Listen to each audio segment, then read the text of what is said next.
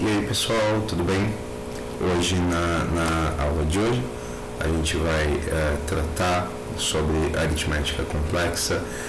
Eu vou dividir essa aula em duas, talvez três partes, tá? Idealmente duas partes, mas talvez se estenda a três, por dois motivos. Primeiro, porque essa aula é muito grande, tá? Ela é longa.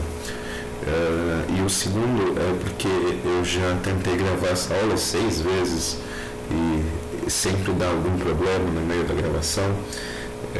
E quando eu percebi isso, depois de gravar a aula completa tem 1 hora e 48 minutos, eu fiquei um pouco cansado. Então eu acho melhor, para caso haja algum problema, a gente consiga fazer a volta, né? Eu percebo que deu errado no começo, na primeira parte, eu não perco tanto tempo, tá? Então, essa é a justificativa. Então, a gente vai falar sobre números complexos, tá? Números complexos são vistos mais ou menos no ensino médio, e aqui a gente vai ter uma abordagem um pouco diferente sobre eles. Os números complexos vão ser uma parte fundamental do kit de ferramentas desse curso. Usar as raízes complexas de polinômios e permitir exponenciais com exponentes complexas vai simplificar e unir os nossos estudos de EDOs lineares de coeficientes constantes. A chave para todo esse estudo vai ser a equação de Euler.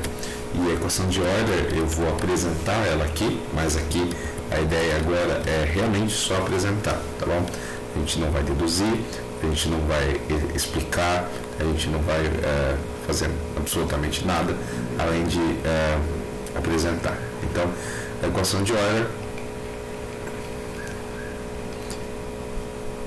que vai ser a chave para o desenvolvimento dessa aula, né? É essa aqui, tá? Essa fórmula ela vai nos permitir substituir funções trigonométricas que têm identidades muito difíceis de lembrar e muito difíceis de manipular por exponenciais complexas que têm identidades e regras, né, muito fáceis de manipular e de lembrar. Então, esse é o espírito, essa é a nossa motivação. Parece complicado, né, porque a gente vai passar de identidades trigonométricas, muitas vezes identidades trigonométricas reais, para exponenciais complexas, tá? Então, a impressão que dá é que vai ser mais difícil, mas de fato a gente vai ver, né, com a prática que não, é o contrário. A maioria das pessoas pensa que os números complexos surgiram da tentativa de resolver equações quadráticas, mas na verdade eles vão aparecer pela primeira vez em conexão com equações cúbicas, tá? Não vai vir das equações quadráticas. Todo mundo já sabia que alguns tipos de equações não tinham soluções. Exemplos de equações que não teriam soluções na época, antes do desenvolvimento dos números complexos. X² mais 1 é igual a 0, não tem solução. X² mais 5x mais 2 igual a 0, não tem solução, tá? São equações que não têm soluções reais, tá? Acho que eu confundi, tá? É 2x mais 5, tá? Então, as equações já eram conhecidas como... Esses exemplos de equações, na verdade, já eram conhecidos como exemplos de equações sem solução.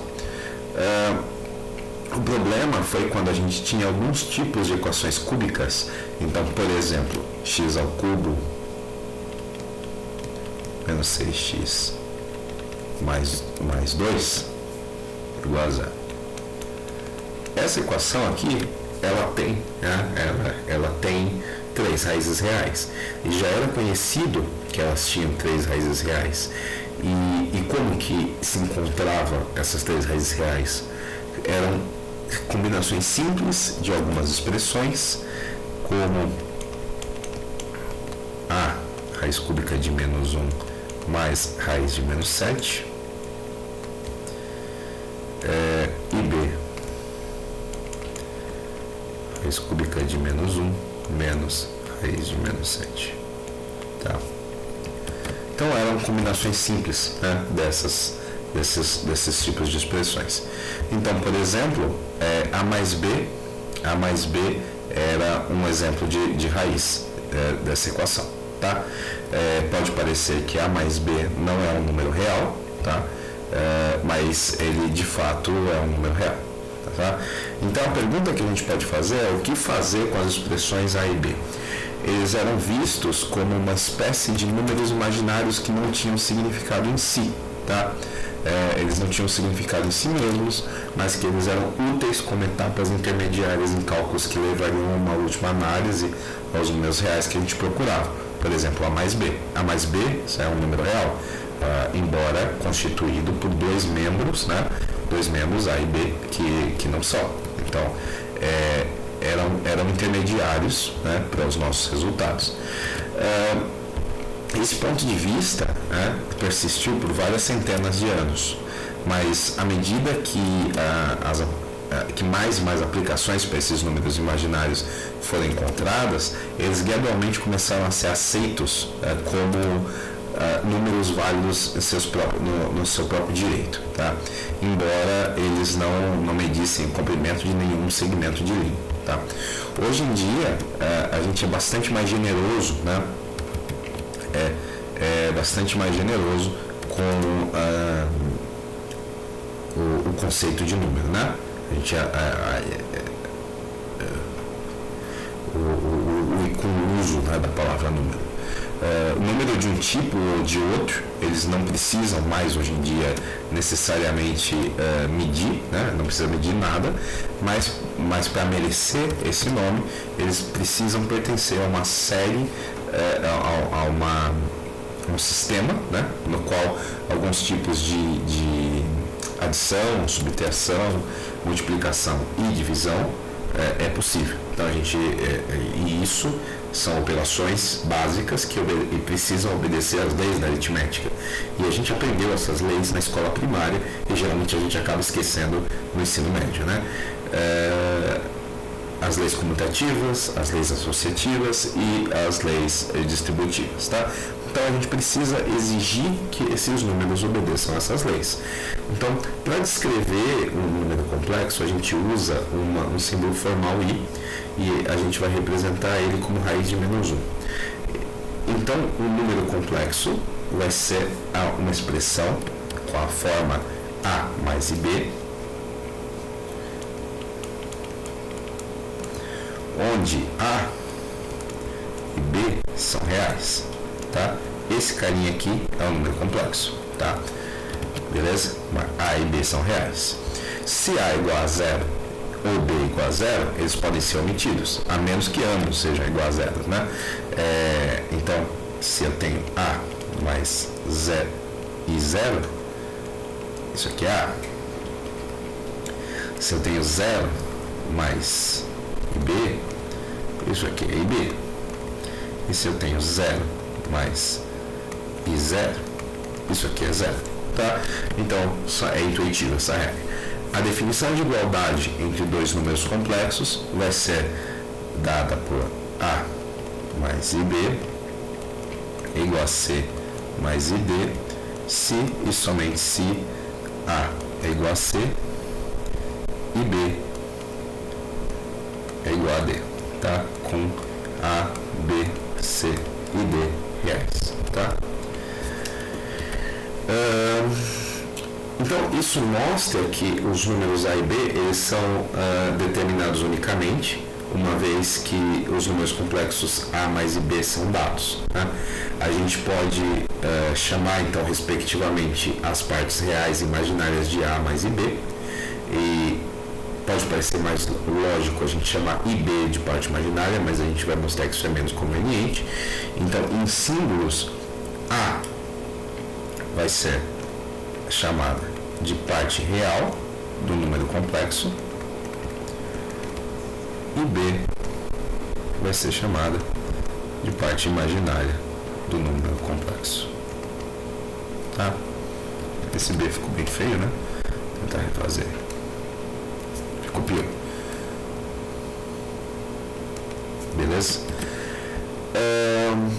Então é isso. Então a adição e multiplicação dos números complexos, eles são definidas de uma forma semelhante, e a gente vai fazer o uso do fato de que i quadrado mais menos i quadrado é menos 1. Então a adição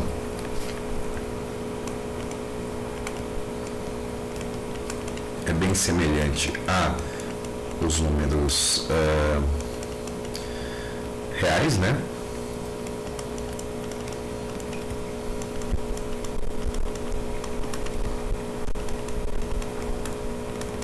Tá? Isso aqui é aí, esse bem feio, mas aí, tá?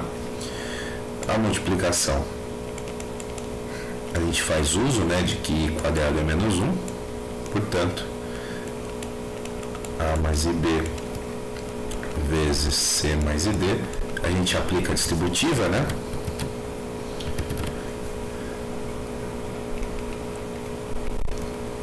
E faz uso de que i quadrado é menos 1. Então, a gente vai ter AC menos BD mais I vezes AD mais BC.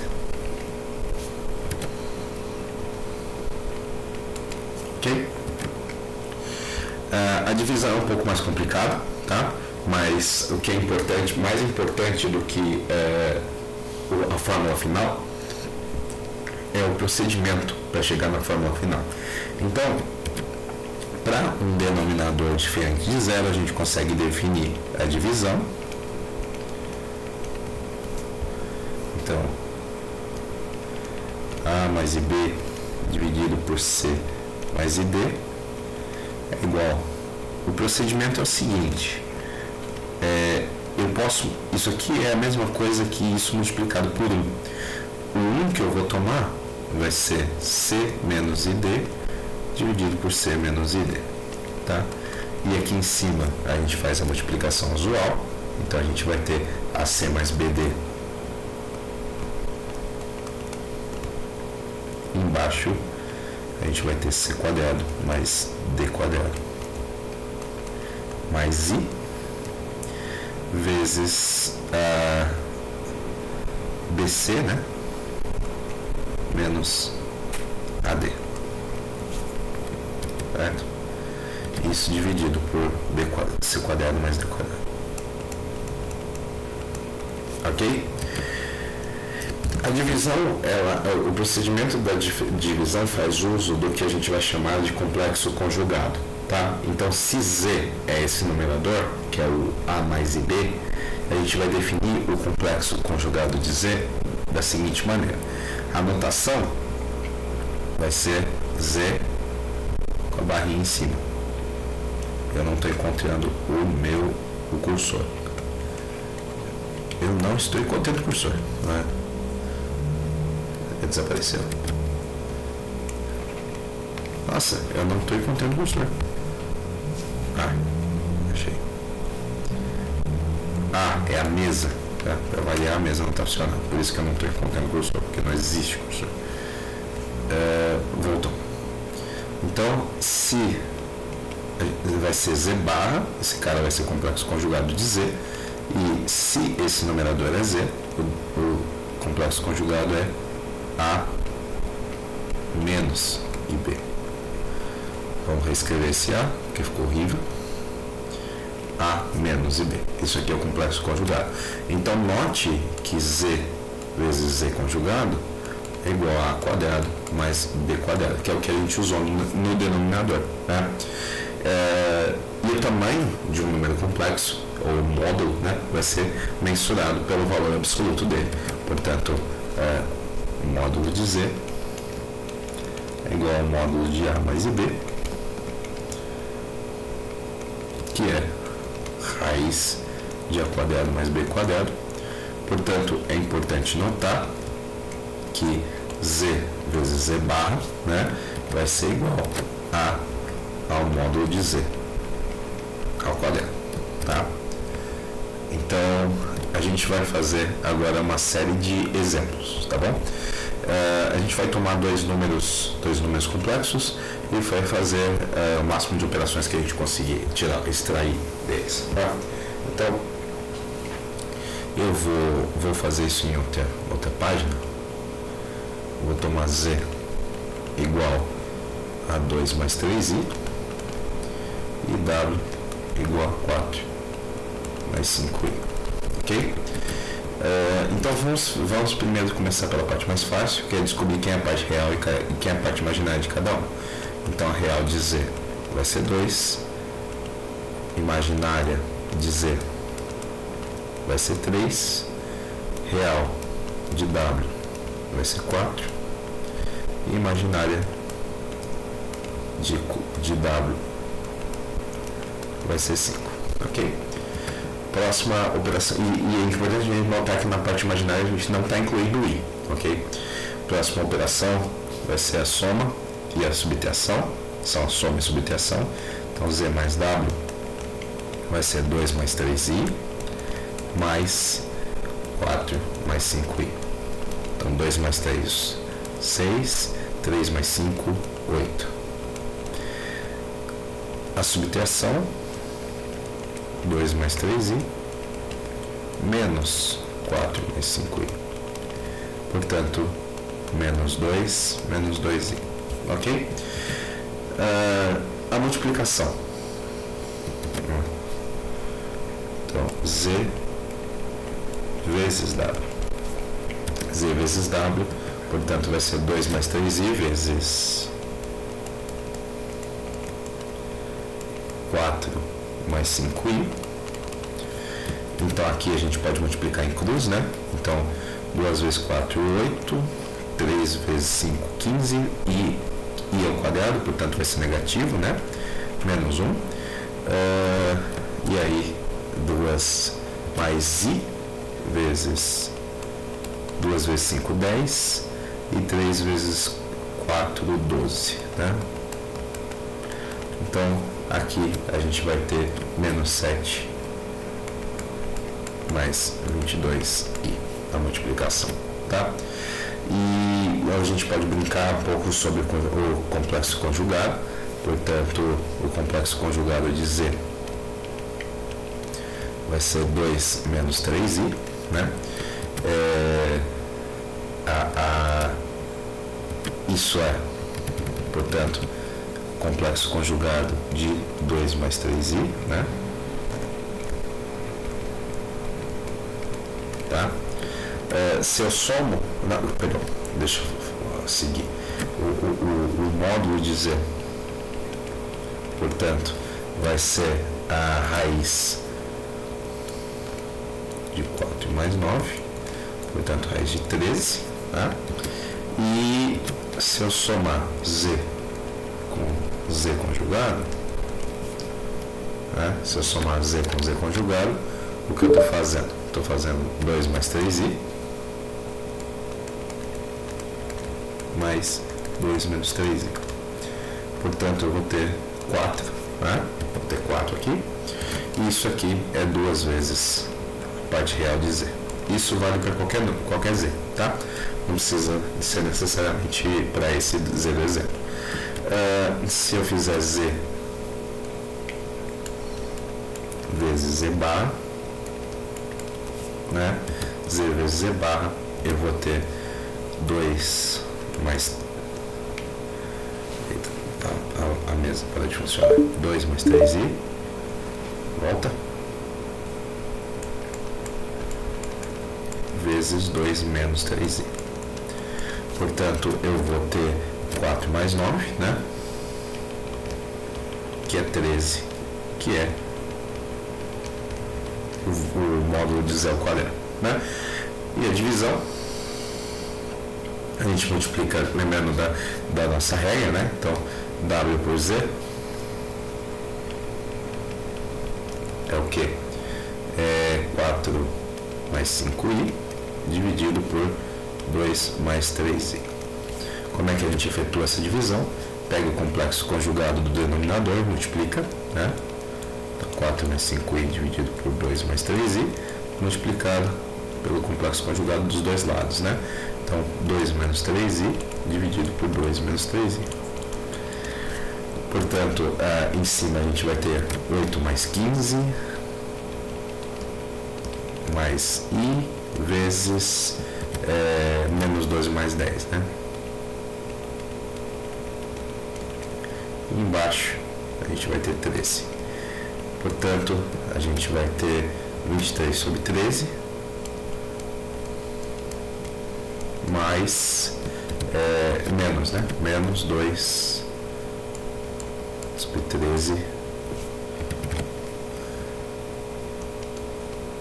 I, tá? Então, aqui a gente explora, né, esses exemplos. E aí a gente pode tentar caminhar, né, para um último tópico, não dessa parte, né, dessa disciplina em si, mas talvez o último tópico da primeira parte da aula, tá? Então a gente vai, os números complexos, eles vão ser representados geometricamente por pontos no plano. Então o número A mais IB é representado pelo ponto AB nas coordenadas cartesianas. Quando o ponto no plano ele pode ser, a gente pode tentar lembrar, né, como que a gente representa nos eixos x, y. Aqui a gente está falando de um eixo real e um eixo imaginário, né? Então, onde o x é o eixo real e o y é o eixo imaginário. Quando os pontos do plano são pensados como representando números complexos dessa maneira, o plano vai ser chamado de plano complexo, ok? Então, se a gente trocar para coordenadas polares, a gente pode escrever qualquer número complexo não zero, não nulo, de uma forma alternativa. Então, a gente vai tomar o usual, né? O usual para coordenadas polares é tomar x igual a r cosseno θ e y igual a r seno θ. Tá? Então isso aqui, nada de novo.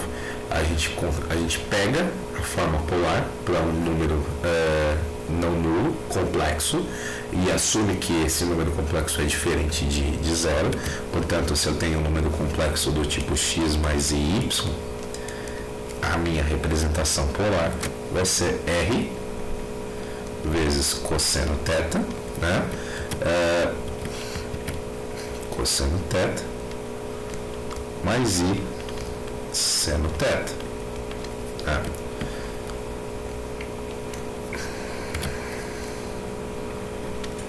Ok? Então a gente consegue fazer essa extrapolação, representar esse número em coordenadas polares também. Quando o número complexo, né, é escrito na forma polar, esse R vai ser o módulo, né, do número complexo. Então a gente vai ter que R, perdi de novo o mouse, achei, R é igual ao módulo de x mais y, né? Portanto, vai ser o módulo que é a raiz de x quadrado mais y quadrado, né? E o θ a gente vai chamar de ângulo polar ou argumento de x mais y, tá? Então, em símbolos, às vezes a gente vai encontrar θ igual a argumento, tá? Argumento de x mais y, tá?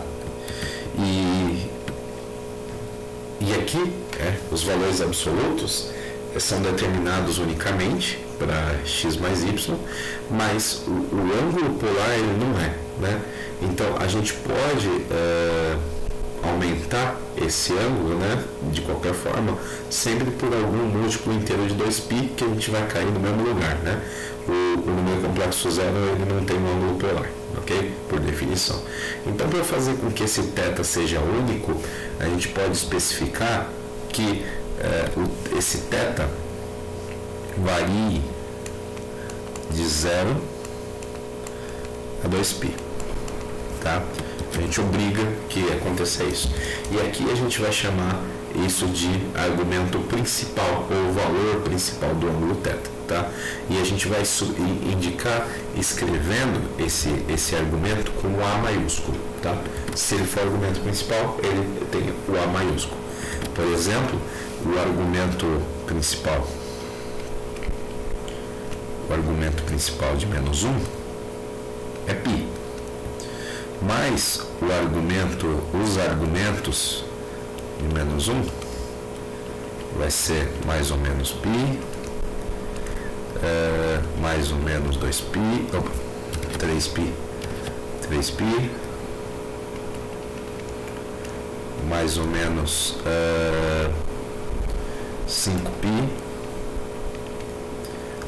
e assim vai, tá? Então, existem infinitos argumentos. Argumento principal a gente só tem, tá? Então, mudar entre as representações cartesianas e polares de um número complexo é essencial, e é o mesmo que mudar as coordenadas polares e cartesianas para números normais, né? As mesmas equações são usadas e o mesmo triângulo aparece no plano, tá? Então, se a gente tem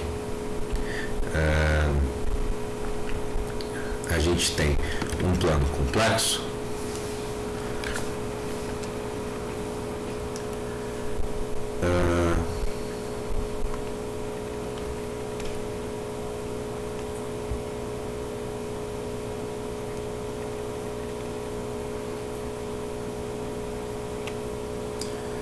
tá aqui.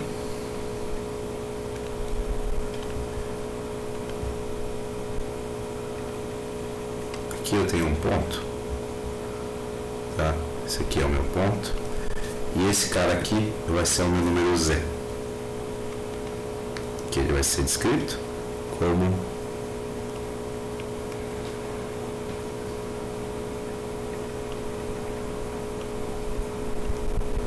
x mais y, que mais adiante a gente vai ver por quê. Ele também pode ser descrito como R vezes E igual a I θ. R vezes E elevado a I θ, né? Onde aqui a gente vai ter essa altura aqui que é Y, né?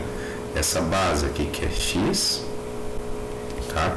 Então, aqui o eixo X, aqui o eixo Y, né? Esse comprimento que é R, tá? Ou seja, esse R é módulo de Z, né? Aqui a gente vai ter produzindo um ângulo θ, né? Então essas aqui são as variáveis que a gente está estudando, e é importante também a gente notar que se a gente pega esse ponto e gira ele em 90 graus,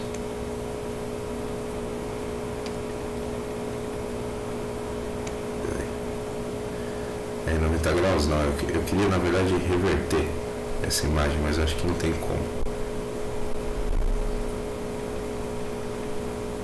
Eu queria inverter, colocar ela de cabeça para baixo. Não tem como.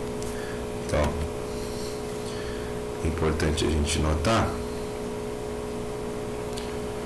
que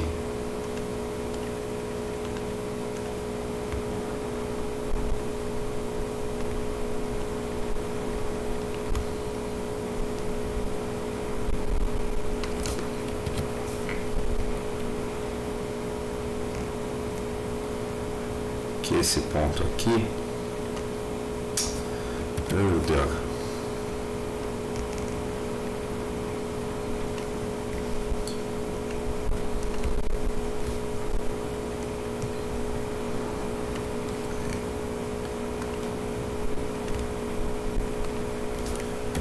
esse ponto aqui embaixo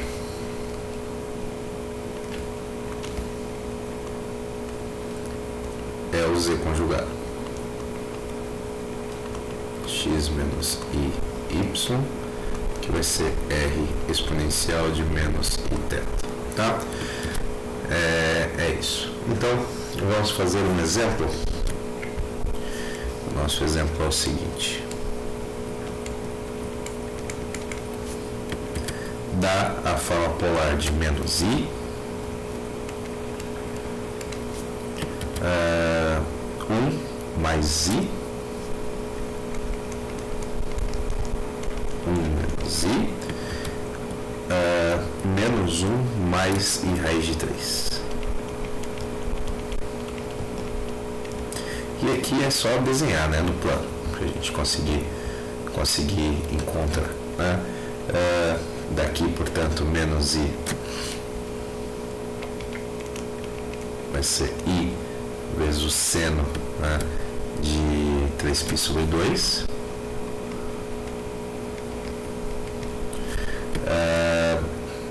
1 mais I vai ser raiz de 2, né, que é o módulo, né, vezes cosseno de π sobre 4,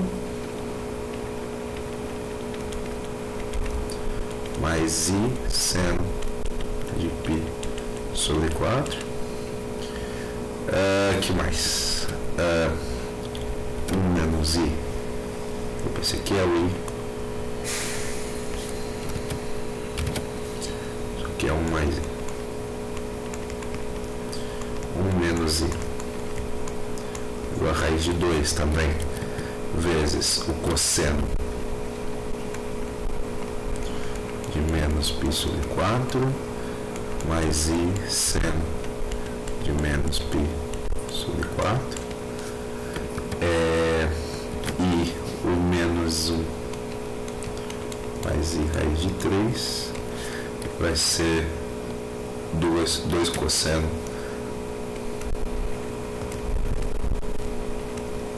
de 2π sobre 3. 2π sobre 3 mais I seno de 2π sobre 3. Tá? Então, uma abreviação para esse carinha aí, cosseno de θ mais I seno de θ, vai ser, pode ser encontrado, não é frequente, tá? Mas pode acontecer de estar assim, cis θ. Isso é igual a cosseno de θ mais I. Isso aqui é a definição, né? Seno de θ. Beleza? Então, em alguns casos de livros de ciência e engenharia, pode parecer desse jeito, mas é importante a gente conseguir usar a forma exponencial para essa expressão. Então, aqui é que vai aparecer a fórmula de Euler, né? A fórmula exponencial é I θ igual a cosseno de θ mais I seno de θ, tá? E essa equação ela pode ser pensada como uma definição da exponencial através de uma série de potências imaginárias, tá? É uma potência imaginária e uma boa justificativa aqui é encontrada na série infinita. Se a gente pensa na expressão, o que é a expansão de e elevado a t? Isso é 1 mais t sobre 1 fatorial mais t quadrado sobre 2 fatorial mais t ao cubo sobre 3 fatorial e assim indo, né? E se a gente substituir Iθ por t, né, na série e coleta as partes reais e imaginárias, né, na soma, a gente precisa lembrar que o I é cíclico, né? Então I quadrado é igual a menos 1, I ao cubo é igual a menos I aqui a quarta é igual a 1, né? E I a quinta é igual a I, né? A gente verifica que existe um comportamento cíclico aqui. Então, se a gente usar essa expansão e esse comportamento cíclico, a gente expande E elevado a θ como sendo elementos do tipo 1 menos θ quadrado sobre 2 2 fatorial, né? Mais θ a quarta sobre 4 fatorial menos aí θ sexta sobre 6 fatorial, blá blá blá, mais I vezes θ menos θ ao cubo sobre 3 fatorial, mais θ quinta sobre 5 fatorial, menos, e aqui segue, que é exatamente, né, a expansão do cosseno e a expansão do seno, né? Então, isso aqui é igual a cosseno de θ mais i seno de θ, ok? Mais i seno de θ. Então, do ponto de vista das representações de série de infinitas de cosseno de θ e seno de θ. Só que é importante a gente perceber aqui, tá, que isso não é uma prova, tá? Isso aqui é uma sugestão. Por quê? Porque a gente está tratando números complexos. Os números complexos é um universo completamente diferente, a gente não sabe se vale, né? Então, como a gente sabe apenas que a expansão em série para e elevado a t é válida quando t é um número real, né? O argumento é apenas sugestivo, tá? Então, não é uma prova. O que isso mostra é que a fórmula de Euler é formalmente compatível com as expressões em séries para as funções exponenciais seno e cosseno, tá? Mas não prova nada, ok? Se a gente usa a exponencial complexa, a representação polar, portanto, vai ser descrita como sendo, aí vai aparecer aquilo que eu tinha comentado no gráfico. Então, se a gente usa essa representação, a gente vai ter que x mais iy é igual a r exponencial de θ, tá? Na expressão exponencial. Então, a razão mais importante para a representação polar é que a multiplicação de números complexos é particularmente simples quando eles são escritos na forma polar, tá? Então, de fato, se a gente usa a fórmula de Euler e a adição trigonométrica, as formas da adição trigonométrica, não é difícil de mostrar que se a gente tiver exponencial de iθ1 vezes a exponencial de iθ2, isso vai ser igual a exponencial de i vezes θ1 mais θ2. Tá? Não é difícil a gente mostrar isso. E isso nos dá outra justificativa para a definição da fórmula de Euler. Tá? A exponenciação complexa segue as mesmas regras de adição de expoentes na exponenciação real. Então, essa lei, ela nos dá uma regra simples para multiplicar e dividir números complexos escritos na forma polar. Então, a gente vai ter uma regra de multiplicação, tá? Então, a regra de multiplicação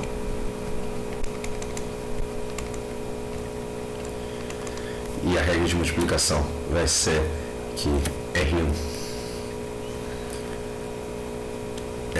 vezes a exponencial de iθ1 mais R2, mais não, multiplicação, né? Vezes R2 vezes a exponencial de iθ2 vai ser igual a R1 vezes R2 exponencial de iθ1 mais θ2, né? A gente vai ter uma regra recíproca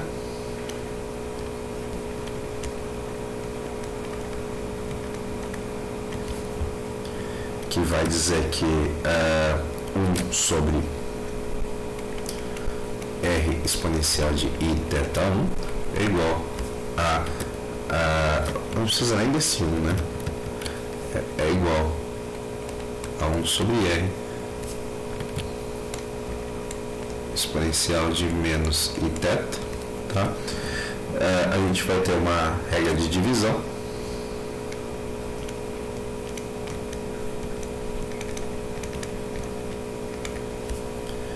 que vai dizer que R1 exponencial de iθ1 dividido por R2 exponencial de iθ2 igual a R1 sobre R2 vezes a exponencial de iθ1 menos volta. A mesa parou de novo. Menos θ2. Tá. Então, e também a regra recíproca, né? A gente consegue usar para mostrar que 1 sobre r vezes a exponencial de θ menos, né?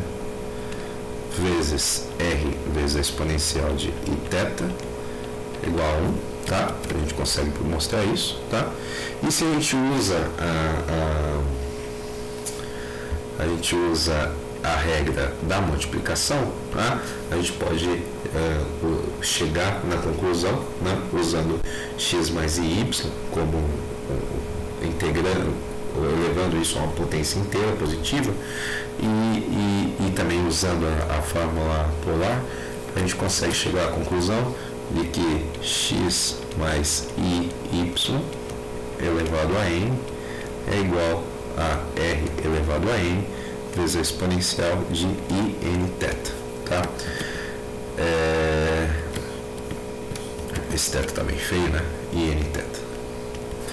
Quando, no caso especial, quando r é igual a 1, a gente vai chamar isso de fórmula de De Moivre. Então,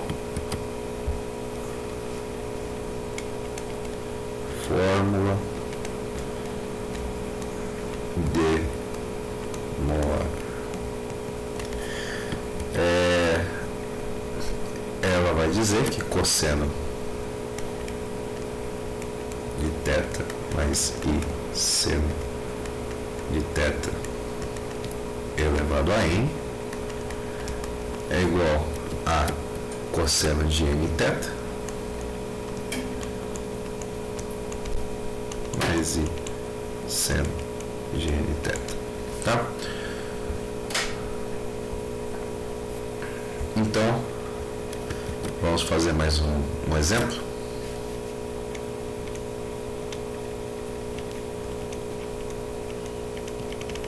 Que é expressar 1 mais i elevado a 6 em coordenadas cartesianas e 1 mais i raiz de 3 dividido por raiz de 3 mais i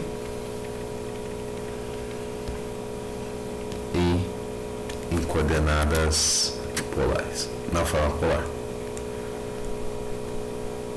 tá? Então vamos lá. Então vamos começar pela primeira parte, né? A gente muda a forma polar, tá? Muda para a forma polar o primeiro problema, né? E depois a gente muda de volta para a forma cartesiana. Então, letra A gente tem 1 mais i elevado a sexta.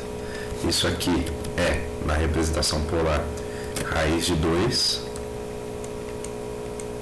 vezes a exponencial de i π sobre 4 elevado a sexta, tá? Portanto, a gente vai ter igual a raiz de 2 elevado a sexta vezes a exponencial de i, né? I 6 π sobre 4. Portanto, a gente vai ter 8 exponencial de i 3 π, tá? I 3 π sobre 2, né?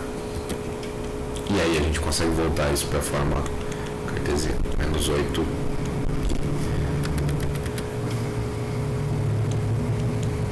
tá? Na letra B, a gente pode fazer, mudar para a forma polar, né? Então, esse carinha aqui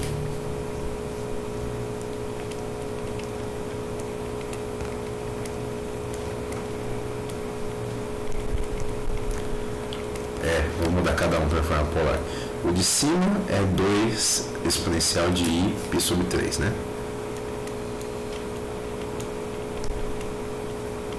O de baixo é 2 exponencial de I π sobre 6. Tá? Portanto, a gente vai ter exponencial de π sobre 6. Tá? Então a gente está usando a regra de divisão. Ok? A gente pode checar essas respostas a letra A aplicando o teorema binomial, tá? no 1 mais I elevado a sexta e coletando as partes reais e imaginárias. Tá?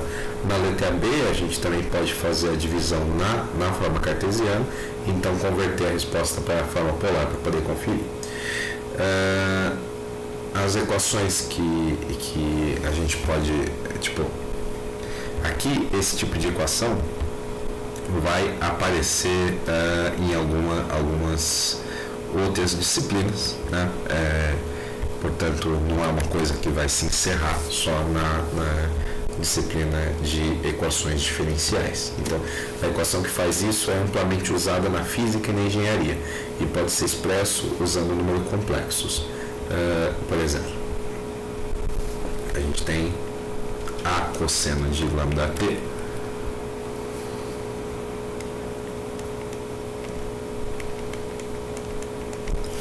A cosseno de lambda t mais B seno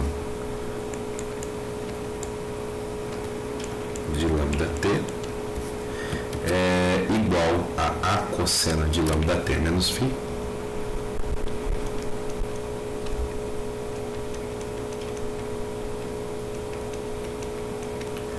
onde A mais BI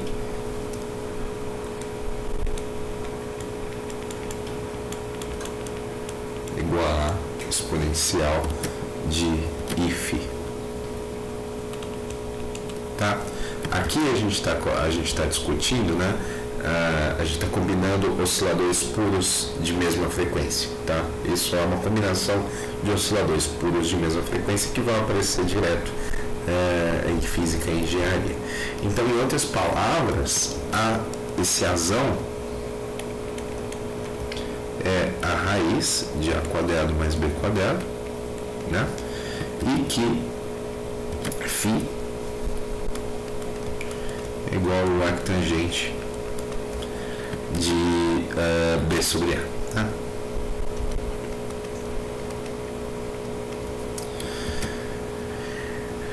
Então, para provar essa expressão da combinação de dois osciladores, tá? A gente está combinando dois osciladores de mesma frequência, a gente vai fazer o seguinte: A cosseno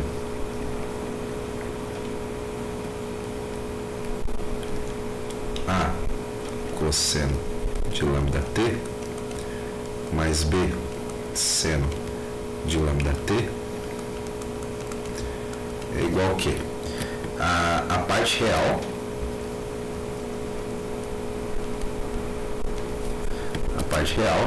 de A menos BI, né?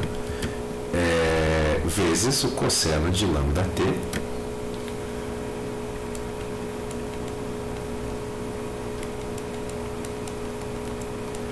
mais I seno de lambda t. Ok?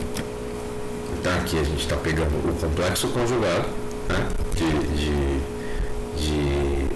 Azão vezes a exponencial de I e φ e está multiplicando pelo próprio Azão, né? Pela forma polar, né? Pela forma polar.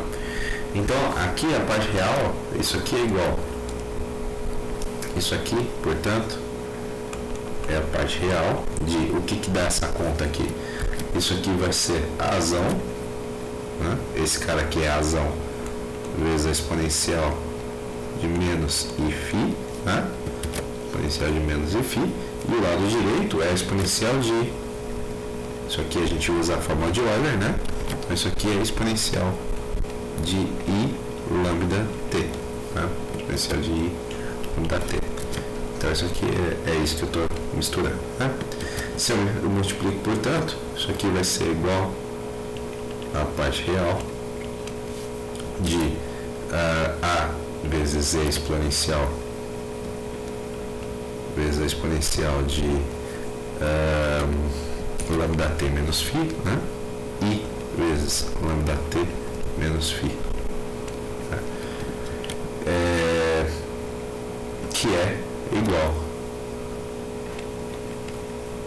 a, né, vezes o cosseno de lambda t menos φ.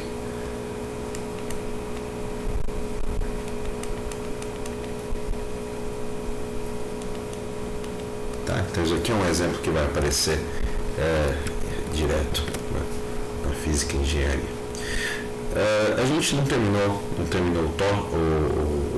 tópico, o grande tópico, né, que seria aritmética complexa e exponenciais. A gente só discutiu sobre aritmética complexa, mas eu quero deixar isso aqui, né, por aqui, justamente para evitar dor de cabeça, né? Vai que não gravou, se gravou melhor ainda para mim. E a gente começa a conversar sobre exponencial complexa na segunda parte da aula, ok? Então até lá, tchau, tchau.